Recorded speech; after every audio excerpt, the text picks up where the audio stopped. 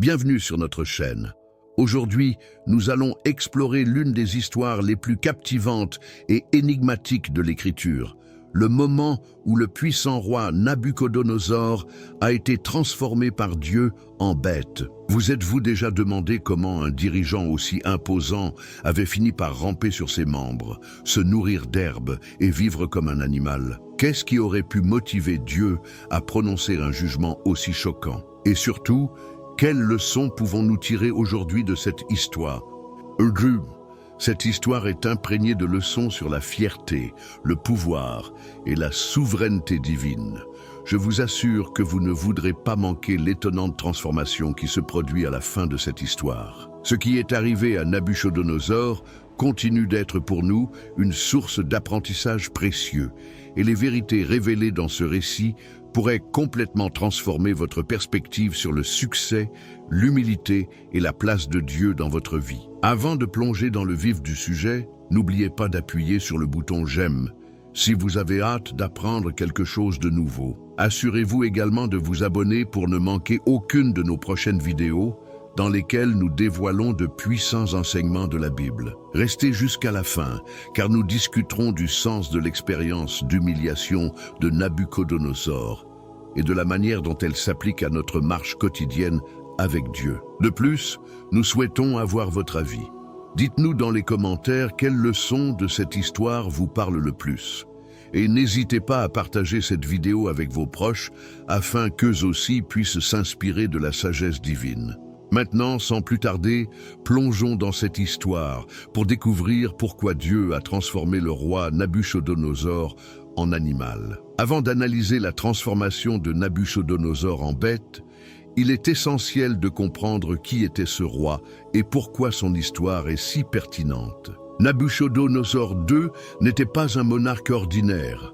Il fut l'un des dirigeants les plus puissants et les plus influents du monde antique, régnant d'environ 605 à 562 Babel.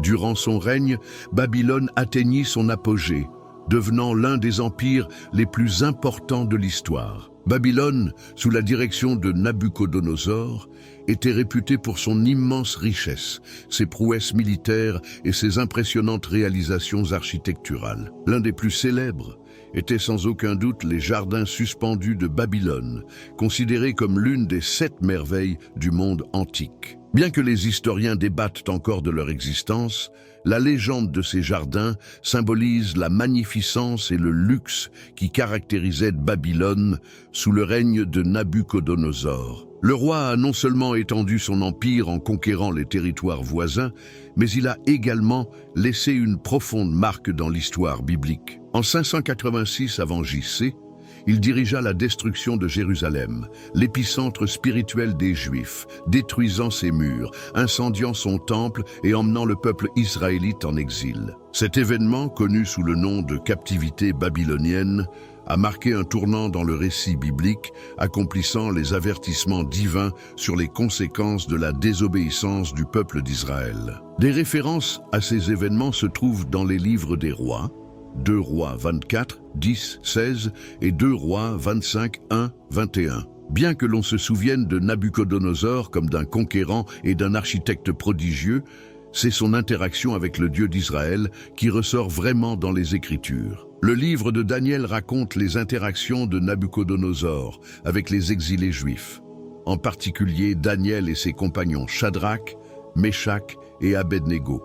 Ces expériences nous offrent un aperçu plus approfondi de son personnage. Bien qu'il fût un roi païen qui adorait plusieurs divinités, Nabuchodonosor eut plusieurs rencontres significatives avec le vrai Dieu, rencontres qui finirent par changer le cours de sa vie.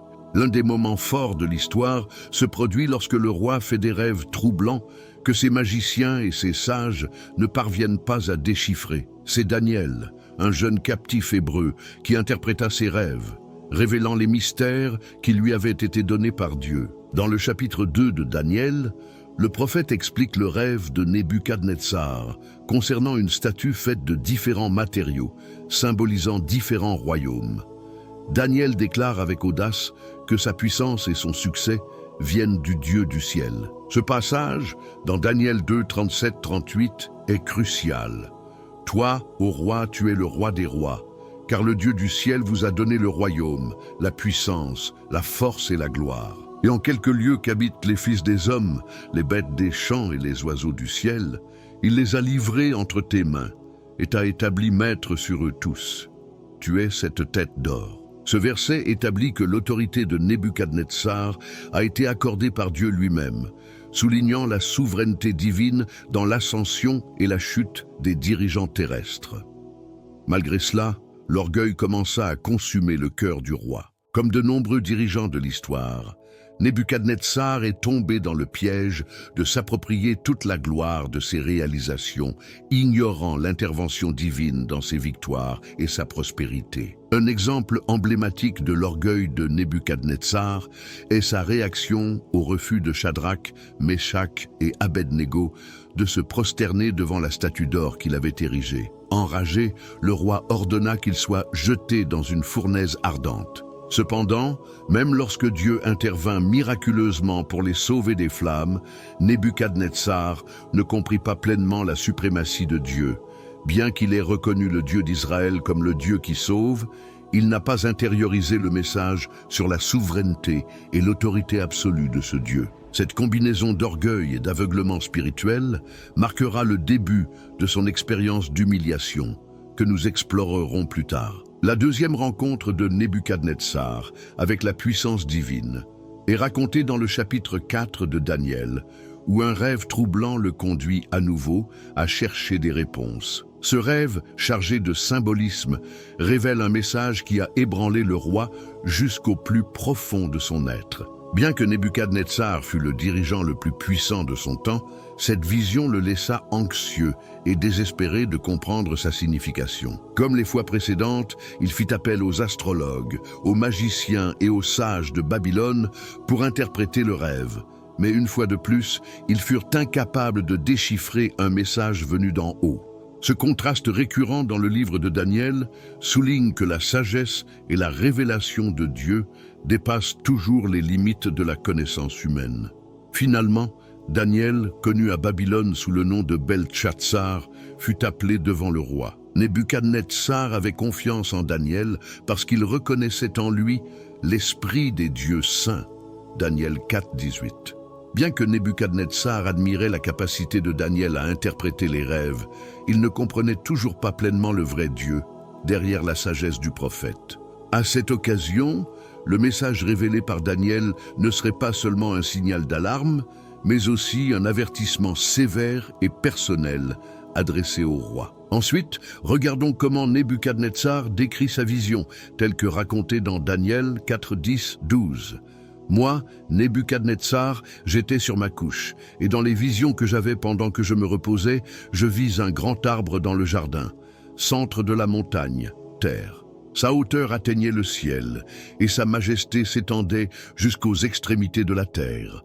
Ses feuilles étaient belles, ses fruits abondants, et il fournissait de la nourriture à tout le monde.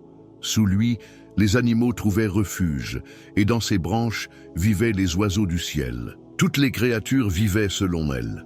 L'arbre, imposant et vigoureux, symbolisait le règne de Nabuchodonosor. À cette époque, Babylone était la superpuissance mondiale, dominant de vastes territoires et fournissant des ressources et la sécurité à de nombreuses nations. L'arbre représente non seulement la grandeur de l'Empire, mais aussi la perception qu'avait Nabuchodonosor de lui-même en tant que centre de pouvoir et de prospérité dans le monde connu. Cependant, le rêve prend bientôt une tournure alarmante. Dans Daniel 4, 13, 14, le roi raconte « Comme j'avais des visions depuis mon lit, je vis un messager, un saint, descendre du ciel. Il cria d'une voix forte « Abattez l'arbre, coupez ses branches, arrachez ses feuilles et dispersez ses fruits. Que les animaux s'enfuient de dessous et les oiseaux de ses branches. » Cet ordre drastique d'abattre l'arbre symbolisait la chute imminente de Nabuchodonosor. Sa grandeur serait détruite, son royaume dépouillé de sa splendeur. Les branches, les feuilles et les fruits représentent l'influence et la domination que le roi exerçait sur son peuple, qui seraient tous dispersés. Les animaux qui cherchaient refuge et les oiseaux qui vivaient dans ses branches reflètent les nombreuses nations et peuples qui dépendaient de son gouvernement. Avec sa chute, tout ce système serait modifié. Cependant, le rêve contenait également un message d'espoir. Dans Daniel 4, 15, nous lisons « Mais laissez la souche et ses racines en terre, liées de fer et d'airain, parmi l'herbe des champs, qu'il soit mouillé de la rosée du ciel et qu'il vive avec les animaux parmi les plantes de la terre. » Le fait que la souche d'arbre reste intacte symbolise que même si Nabuchodonosor serait humilié, il ne serait pas complètement détruit. Dieu, dans son infinie miséricorde, lui laisserait le chemin de la restauration, mais pas avant de lui avoir enseigné une précieuse leçon sur sa souveraineté. L'image du moignon lié avec du fer et du bronze suggère que sa chute serait contrôlée par Dieu, qui le protégerait pendant cette période de jugement, nous rappelant que même au milieu du châtiment divin, il y a toujours une opportunité de rédemption lorsque nous nous abandonnons. Quand Daniel interprète le rêve, il le fait avec une grande inquiétude, sachant que le message était choquant pour le fier roi. Dans Daniel 4, 24-25, il est dit « Voici l'interprétation au roi, et voici le décret que le Très-Haut a émis contre mon Seigneur le roi. Tu seras séparé des hommes, et tu habiteras parmi les animaux de le terrain. Vous mangerez de l'herbe comme les bœufs, et serez mouillés de la rosée du ciel. 7 temps passeront sur vous, jusqu'à ce que vous reconnaissiez que le Très-Haut règne sur le royaume des hommes, et les donne à qui il veut. » La vision de l'arbre majestueux en train d'être abattu s'appliquait directement à Nabuchodonosor. Son orgueil excessif l'avait amené à s'attribuer tout le mérite de sa réussite, oubliant que son pouvoir était un don de Dieu. Le jugement qui allait s'abattre sur lui était sévère.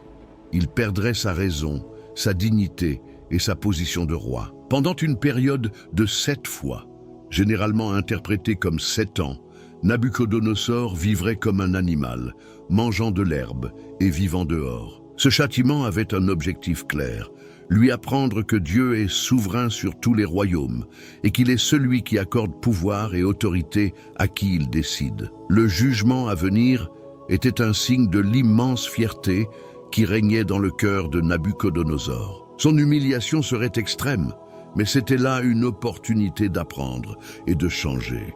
Le jugement qui s'est abattu sur Nabuchodonosor n'était pas une punition arbitraire, mais un acte délibéré, destiné à affronter son orgueil et à lui montrer que, malgré toutes ses réalisations, il était toujours un être humain sous l'autorité du Créateur. Dans Daniel 4, 27, le prophète fait une dernière tentative pour guider le roi vers la repentance. C'est pourquoi, ô roi, accepte mon conseil. Renonce à tes péchés en faisant le bien et à ta méchanceté en étant bon envers les opprimés.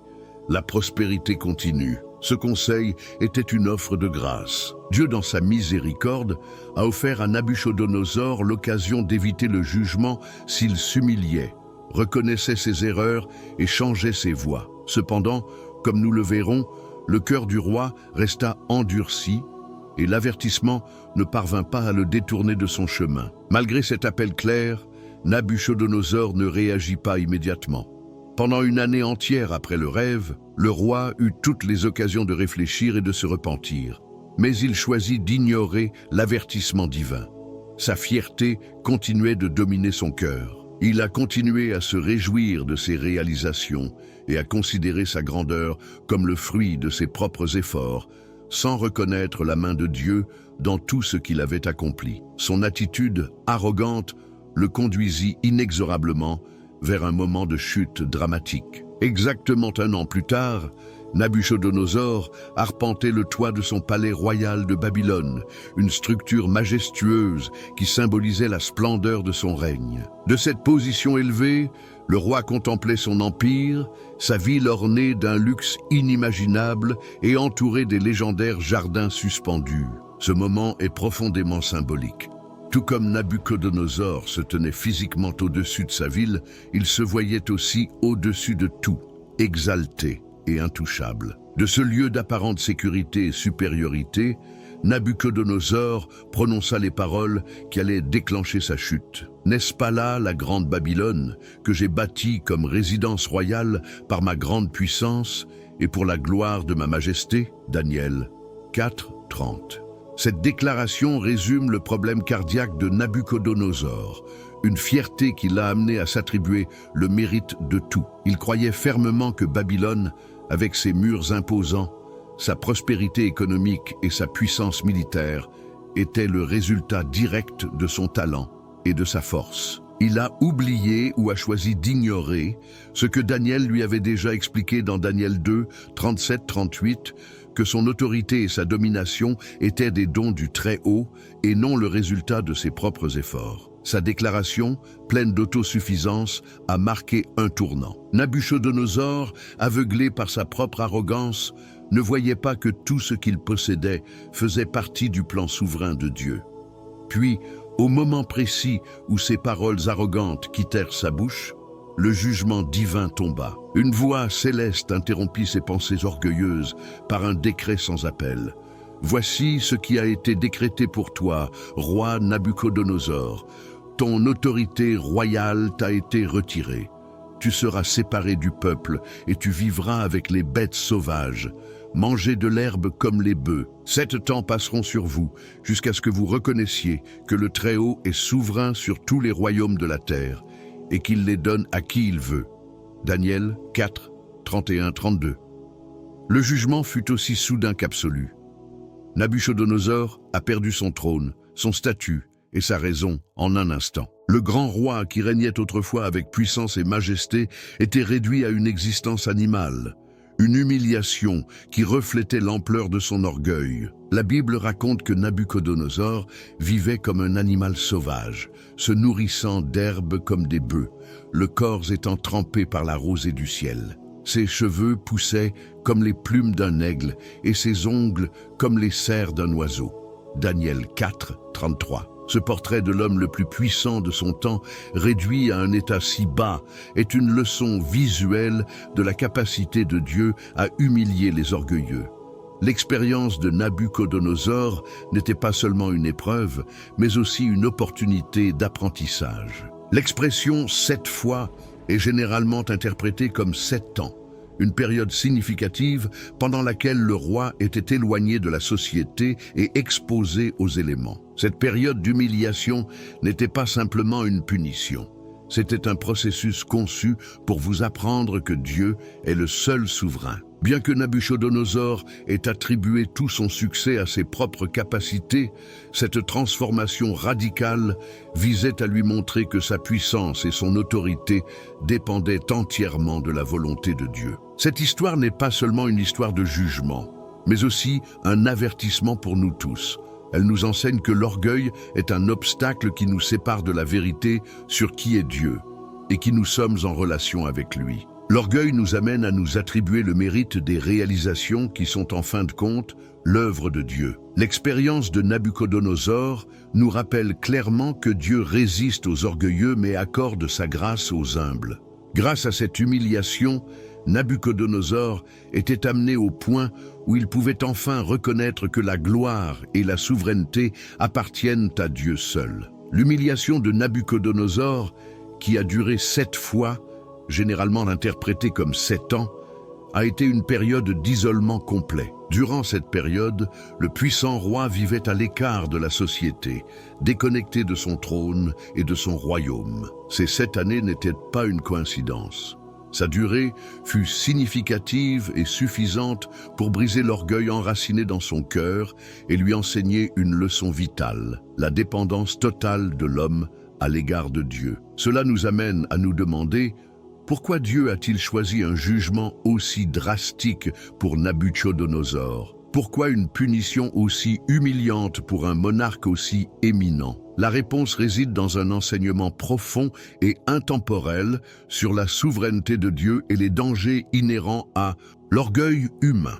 La transformation de Nabuchodonosor en bête n'était pas un acte capricieux, mais plutôt une décision intentionnelle du Tout-Puissant pour amener le roi à un état d'humilité et de véritable repentance. Nabuchodonosor avait gravi les sommets de la puissance terrestre, mais au fond, il croyait que tous ses succès étaient le fruit exclusif de ses propres mérites. Cette attitude a fait de lui une manifestation vivante d'orgueil. une caractéristique que la Bible met continuellement en garde comme étant dangereuse. La première et principale leçon que Nabuchodonosor devait apprendre concernait la souveraineté absolue de Dieu.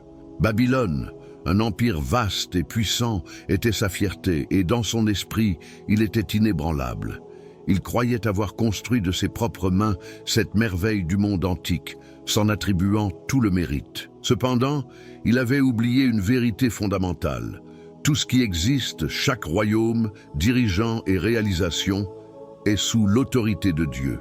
Le psaume 24, 1 déclare « La terre appartient à l'Éternel, et tout ce qu'elle contient, le monde et tous ceux qui y vivent. » Par ce jugement, Dieu rappelait à Nabuchodonosor que, aussi grand qu'il paraisse aux hommes, il était toujours sous la souveraineté du Très-Haut. Cette leçon n'était pas seulement pour lui, mais pour tous ceux qui apprendraient plus tard son histoire. Comme Daniel l'a interprété dans le rêve du roi, c'est Dieu qui a placé Nabuchodonosor dans sa position d'autorité. Mais au lieu de reconnaître ce fait, le roi décida de se glorifier, tombant dans le piège de l'orgueil. La transformation en animal était un moyen puissant de démontrer que le pouvoir et la position de Nabuchodonosor ne dépendaient pas de lui, mais de la volonté de Dieu. En un instant, Dieu lui a tout pris, y compris sa santé mentale et sa dignité humaine. La Bible, notamment dans Proverbes 16, 18, nous met clairement en garde contre les dangers de l'orgueil. L'orgueil précède la destruction et l'esprit hautain précède la chute. Nabuchodonosor, aveuglé par son arrogance, ne reconnaissait pas sa dépendance à l'égard de Dieu et se croyait au-dessus de tout jugement divin. Cependant, son histoire nous montre qu'aucun être humain, aussi puissant soit-il, n'est à l'abri du jugement de Dieu. Sa chute est un rappel choquant que le Tout-Puissant règne sur les affaires humaines, relevant et démolissant qui il veut. Après 7 longues années d'humiliation, la raison de Nabuchodonosor fut rétablie, mais seulement lorsqu'il leva les yeux au ciel. Dans Daniel 4, 34-35, le roi raconte « À la fin de ce temps-là, moi, Nabuchodonosor, je levai les yeux vers le ciel, et ma raison me fut rendue.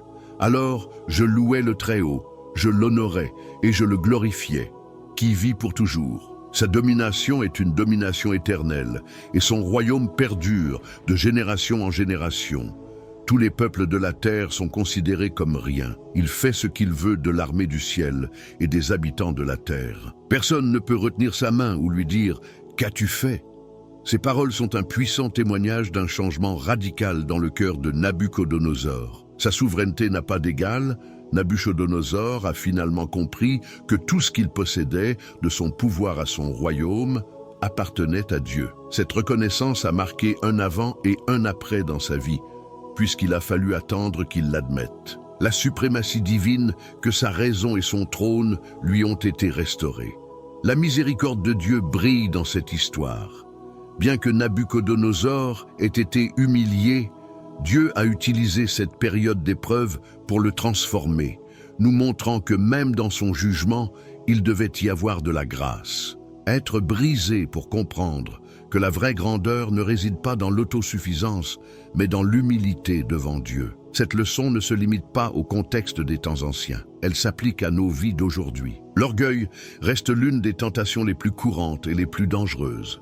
Nous pouvons être tentés d'être fiers de nos réalisations, de nos possessions ou de notre réussite, en oubliant que tout vient de Dieu. Cependant, l'histoire de Nabuchodonosor nous enseigne que lorsque nous nous exaltons, nous sommes inévitablement confrontés à la chute. La bonne nouvelle est que, tout comme Dieu a restauré Nabuchodonosor, il nous offre également la restauration. Son humiliation ne cherche pas à nous détruire, mais à nous sauver.